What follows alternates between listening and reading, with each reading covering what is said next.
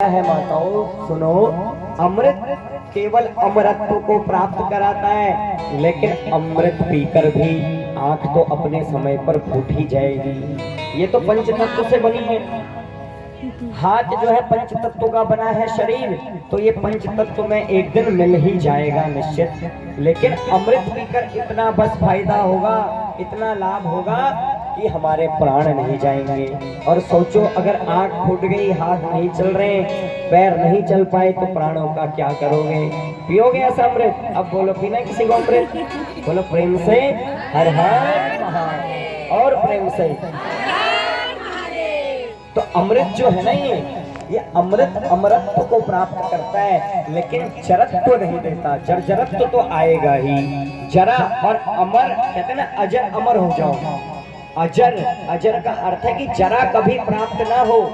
जरा मतलब कि ये जो शरीर पंच भौतिक तत्व से बना है, ये कभी नाश ना हो, ये होता है अजर। और प्राण कभी ना जाए, ये होता है अमर। बोले अमर तो अमृत पीकर हो जाओगे, लेकिन आंख तो अपने समय पर देखना बंद कर देगी। उसकी कैपेसिटी है ना आंख की कि इतने साल चलेगी, और शरीर अपने समय पर बंद कर देगा। फिर जब किसी काम के नहीं रहोगे, प्राण नहीं जाएंगे, तो कहोगे ओहो मर जाते तो ठीक है। तो अमृत पीना अच्छी बात नहीं है। तो किसी ने पूछा कि महाराज अमृत कहाँ है? तो किसी ने कहा अविधो विधो वधु। ने कहा कि अमृत कहाँ है? तो किसी ने कहा अविधो, यानी कि समुद्र में अमृत है। क्योंकि समुद्र मंथन से क्या निकला? समुद्र मंथन से क्या निकला था? अमृत निकला था। तो किसी ने कहा कि अमृत कहाँ है? बोले समुद्र में अमृत है। तो महाराज कहा समुद्र में अमृत है? तो बोले शारक्षया कथम। बोले अगर अमृत समुद्र में है तो बोले शारक्षया कथम। बोले शार क्यों होता है? जब अमृत समुद्र में है तो वो अमृत से समुद्र का जल मीठा क्यों नहीं बना देता? बोले नहीं नहीं, अमृत जो है समुद्र में भी नहीं है। किसी ने कहा फिर अविधो विधो। विधो कहते हैं चंद्रमा को। बोले चंद्रमा में है अमृत। अच्छा, बोले चंद्रमा में अमृत है, तो बोले शया कथम। बोले कि फिर जब अमृत चंद्रमा में है तो बोले वो चंद्रमा क्षय क्यों होता है? अमृत है तो फिर हमेशा ही पूरा ही रह लेता।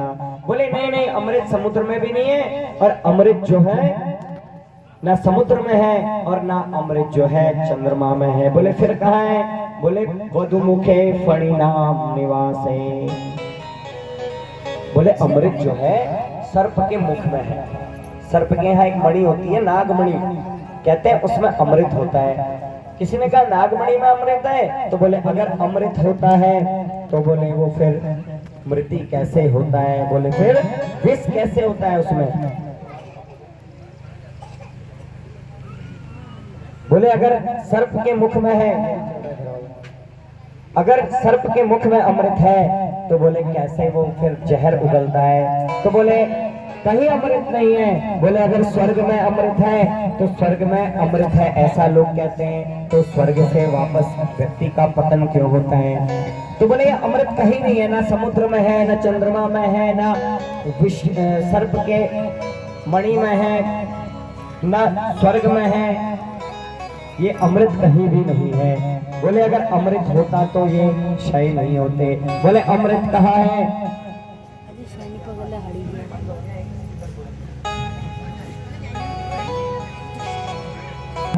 अमृत है कहाँ? तो कितना सुंदर उत्तर दिया। बोले कंठे सुधा वसति वे भगवत जना नाम। बोले अमृत कहीं नहीं है।